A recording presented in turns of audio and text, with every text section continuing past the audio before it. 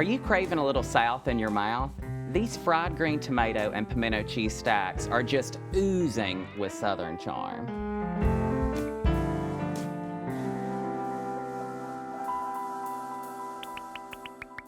I'm Trace Barnett and welcome to Garden Party. Today we are utilizing all the Southern food groups. You got your fried green tomatoes, creamy pimento cheese, tangy white Alabama sauce, and lots of smoky bacon flavor.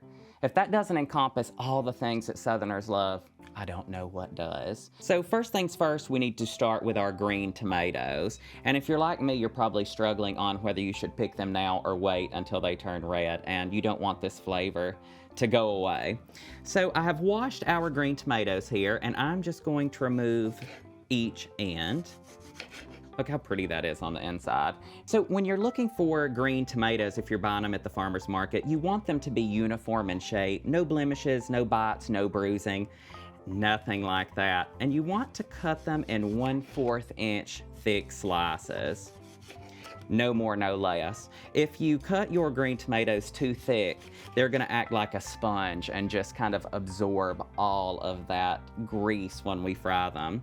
And if you cut them too thin, they're just gonna almost disintegrate when we're frying them and just become a crunchy, hard thing. And you really want that happy medium in between. So this is a step you do not want to miss, and you want to take your green tomatoes and you want to line them in a colander over a bowl.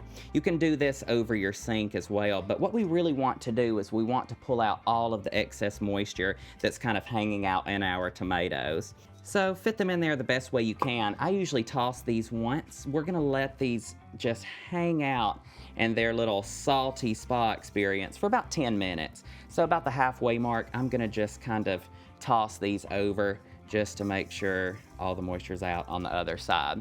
So while I'm letting these just hang out for 10 minutes, let's make our pimento cheese. Now let's make our pimento cheese. So any good Southerner knows that you have to have a good pimento cheese recipe, and I don't vary too much from the classic just because I've had, you know, a little fancier pimento cheese, and the tried and true flavors always work. So let's start with 1.5 cups of shredded cheese. So I'm using just a sharp cheddar today, and this is gonna be the kicker.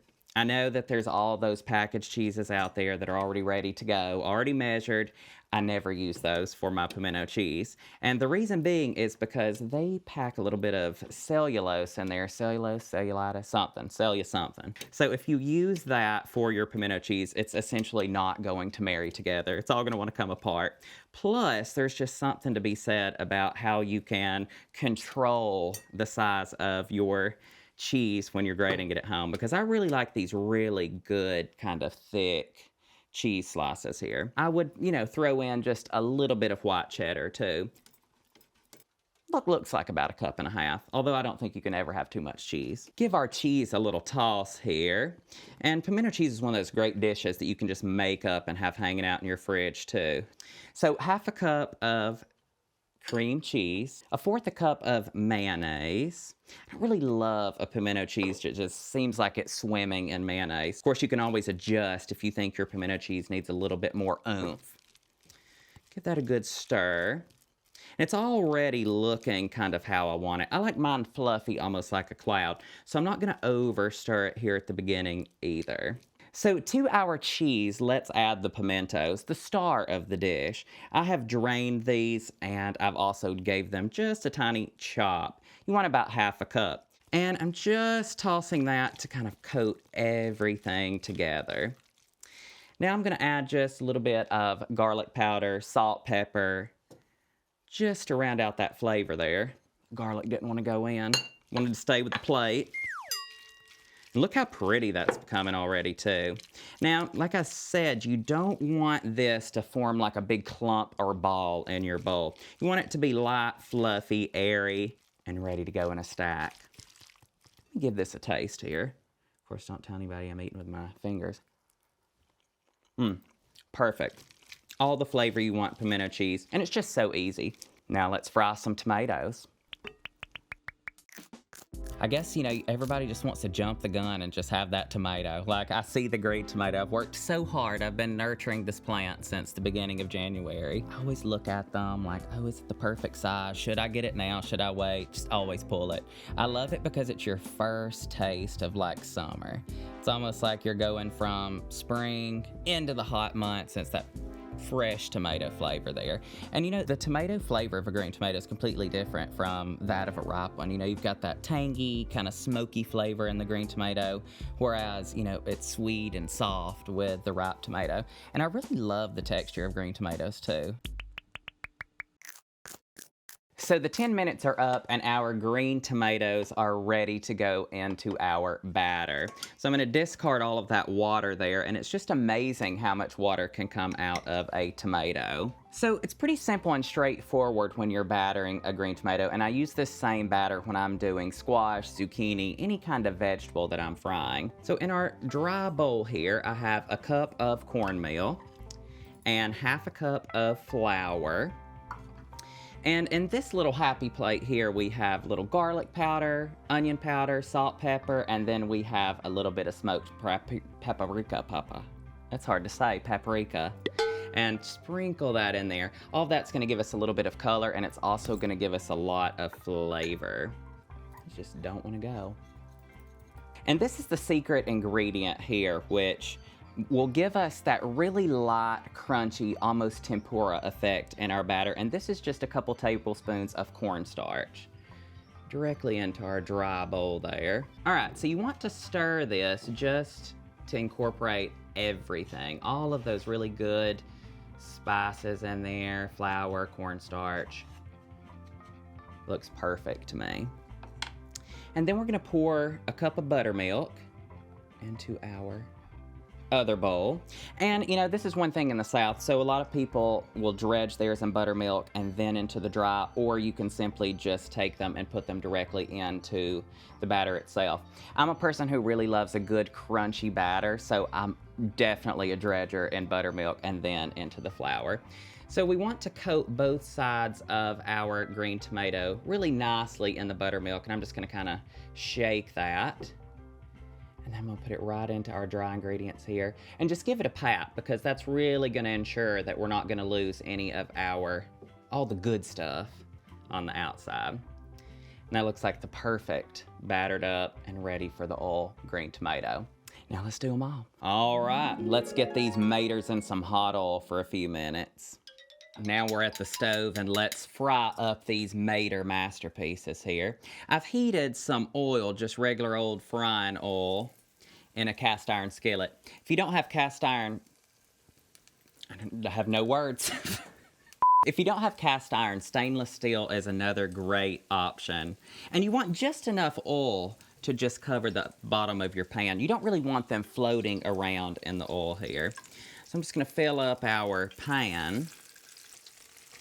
And we want to let these cook 2 to 3 minutes on each side. We really are just looking for a good golden brown color and for the batter to really crisp up here. Now, if you put too much oil in your pan, it's just gonna cause them to get soggy. They're also gonna cook a little bit more unevenly. Evenness is the really important factor when you're cooking fried green tomatoes. All right, now's the time that we flip our tomatoes, and use a good pair of tongs for this so you have a lot of support. Oh my God, they look so pretty. Let's take these tomatoes out. And the key here is you don't want soggy fried green tomatoes. That is just not acceptable. So be sure and use a wire rack, and I've lined it on the bottom with just some parchment paper or paper towels if you have them. And just set your tomatoes on that so they're not swimming around in all of the grease that's in the bottom of that pan. All right, while we're letting the second batch cook, those are cooling, let's go ahead and make our sauce. Let's make our Alabama white sauce. So we'll start with a mayonnaise base, and this is just half a cup of mayonnaise. A couple tablespoons of apple cider vinegar. That's just gonna help break down and marry everything together. Got a little Dijon mustard. A little prepared horseradish. And simple seasonings. This sauce is super simple and easy to make. We've just got salt, pepper, and then just a little garlic powder. And now just a little lemon juice. Really good to have that bright citrusy flavor. Use a whisk and give that a good stir. We'll put in a little more lemon juice. So this is a great thing to make up ahead of time. It stores super well in the fridge. Just give that a taste. Exactly where we need to be. I'm gonna pop this in the fridge, let it hang out just until our tomatoes are ready, and then we will assemble our stacks. So all of our components for our stacks are ready, and now's the time to layer them. So let's start with a green tomato first. I'm gonna put that directly on the bottom, and let's put a generous dollop of pimento cheese. That don't quite look generous enough to me. And let's top that with another fried green tomato and just a little bit more pimento cheese. And to go big or go home, let's just add one more fried green tomato. And let's just let all of that marry together with our Alabama white sauce. I'm just gonna drizzle some of that directly on top. Top it with a little chive. And a little bit of crumbled bacon. You can also do slices of bacon too, but I really like the crumble. Let's garnish it with just a little pretty chive blossom. And there you have it. That's like Southern architecture dish, all the food groups, everything you want, and crunchy, creamy deliciousness, all stacked into one. Let's dive into our masterpiece. It's almost too pretty to eat. All right, here goes. I'll get some pimento cheese in there too.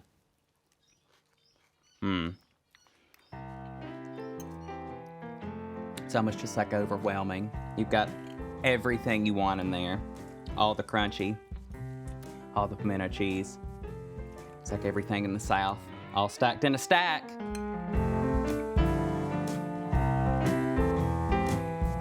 Are you craving a little South in your mouth? Oh, do you crave the South in your mouth? Where's the fly swatter? Are you craving a little South in your mouth?